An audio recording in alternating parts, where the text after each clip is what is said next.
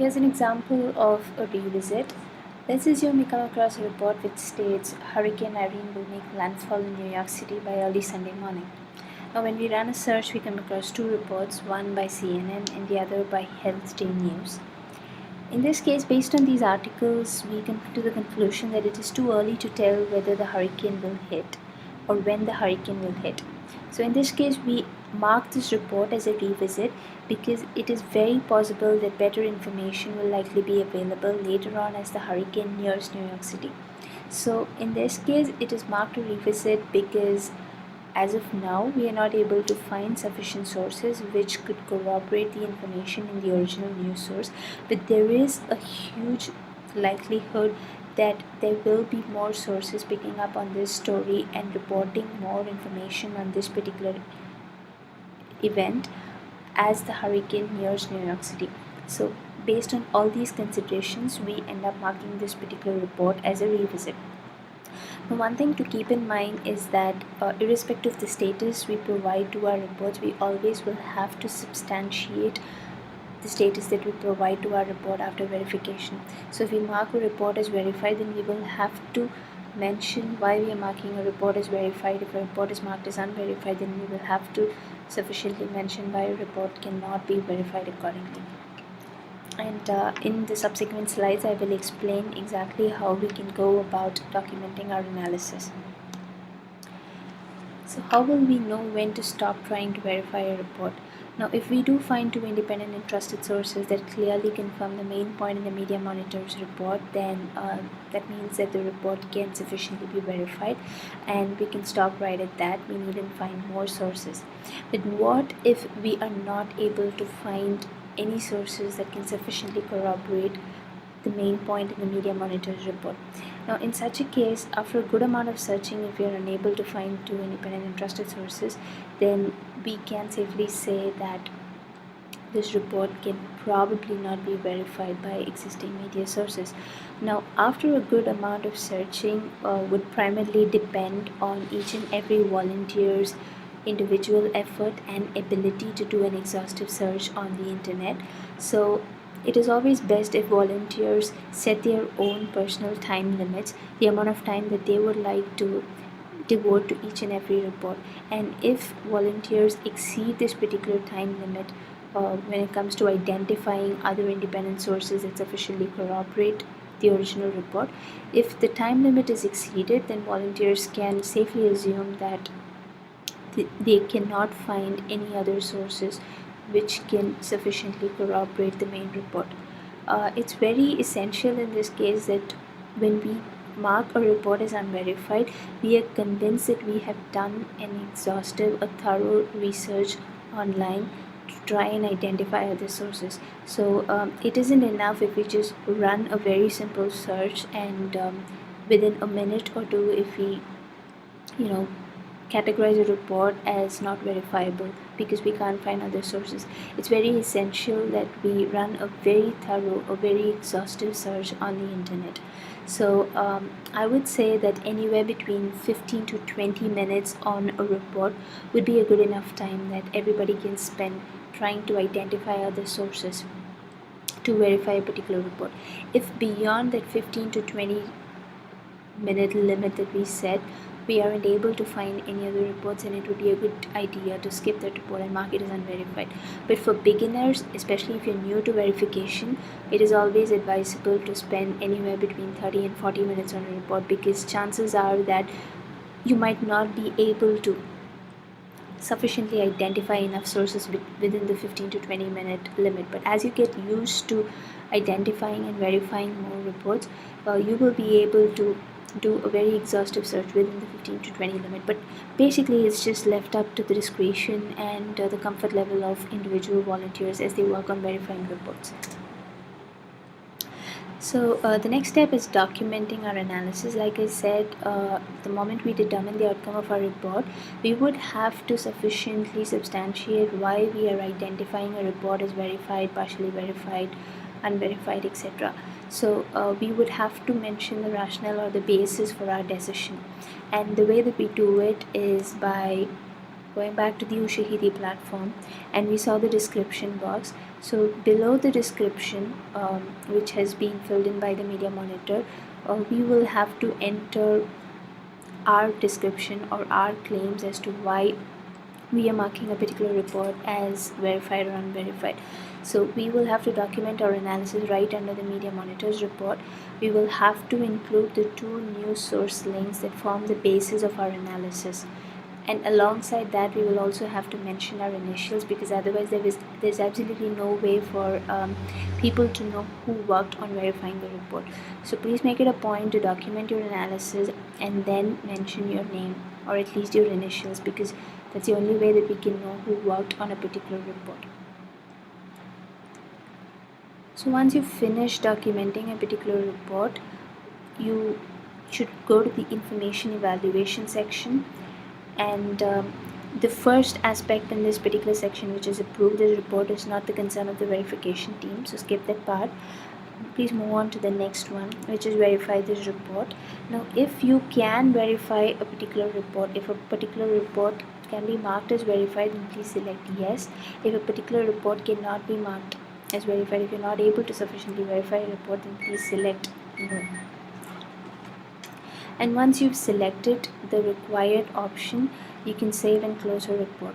Now, please keep in mind that in some cases you might have to select certain categories here in this section to determine whether a particular report is a revisit or a partially verified. Now, this might vary with each deployment, so we haven't mentioned it here, but if at all you will have to select a particular category right after you document your analysis about the verification, then we will let you know right at the start of the deployment where exactly you would have to do the selection.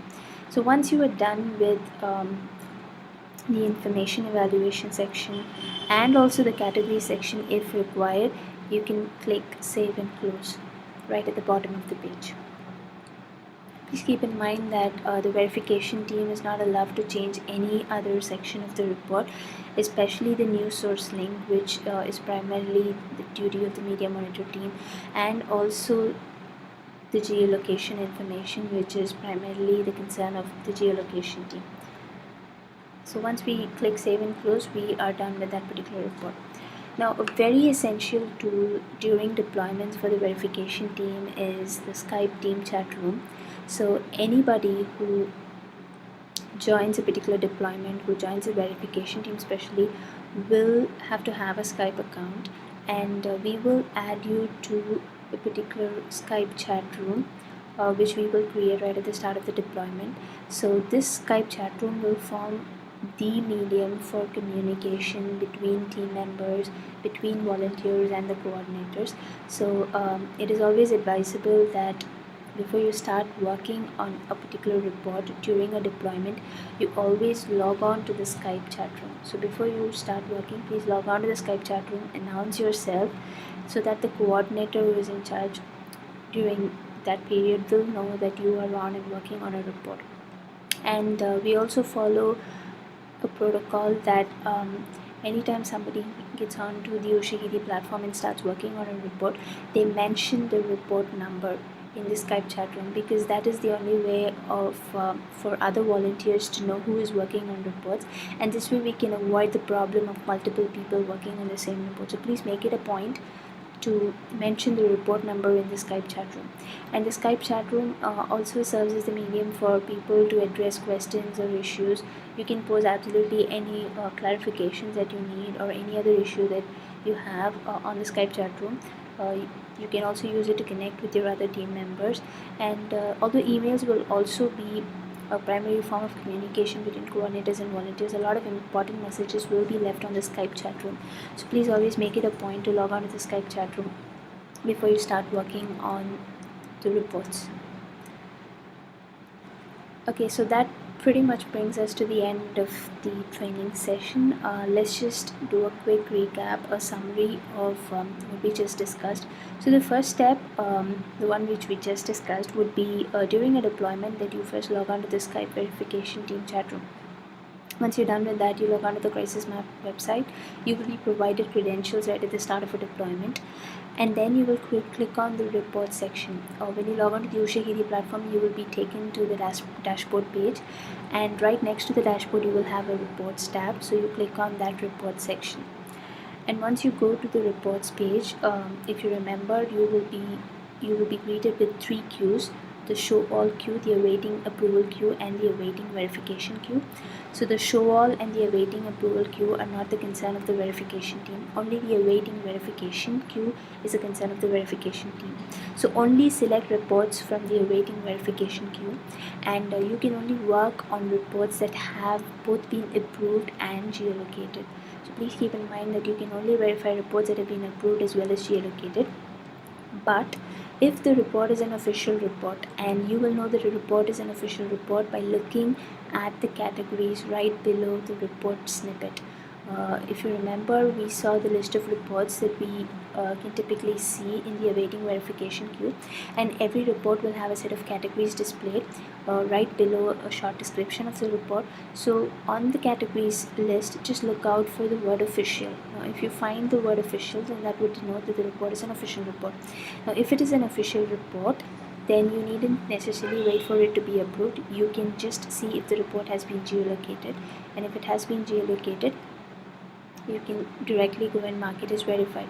So always keep in mind that you can only work on reports that have been approved and geolocated, and the way that you know a report has been geolocated is by looking at the report as categories right below the short description of the report in the verification queue, and you will know that a report has been approved by looking at the right hand side of the report, and you will have approved, which is listed in green.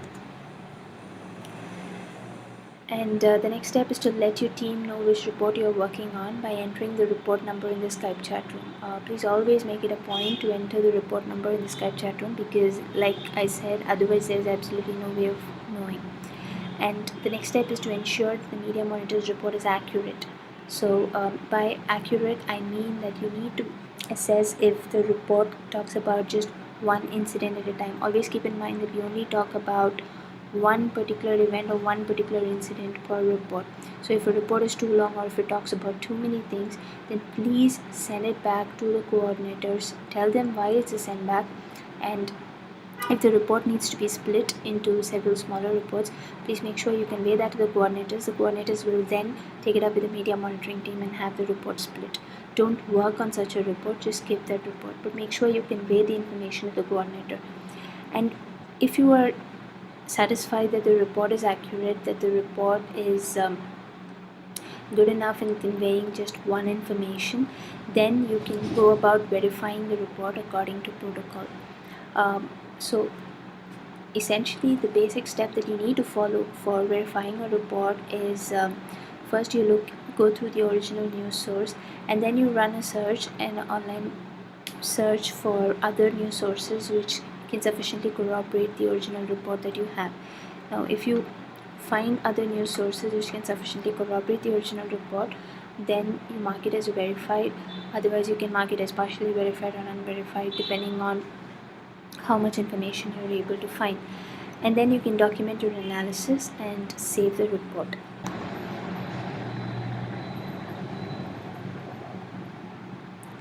This web address that you see right on top is the page you need to go to on the Ning platform for more details about the verification team, and also for more details on the training material. In this page you will also find a document which contains a lot of sample reports for verification practice, and all volunteers are encouraged to try out these reports from the document. And as part of the verification training, you are also requested to try and attempt verifying at least 3 reports from the document, and you are requested to send across your completed work to one of the coordinators for their comments and feedback. You will find more details about all this on the verification training page on Ning, so I encourage you all to go to that particular page. One other thing I wanted to mention is that these protocols that we just discussed form a very generalized set of protocols that we typically follow, but some of these might slightly vary during a deployment in keeping with the needs of the deploying organization. So if there is a slight variation in the protocol that we need to follow, this will be conveyed to us right at the start of the deployment by the deploying organization. And that brings us to the end of the verification training. I hope you enjoyed it and found it informative. Thank you very much.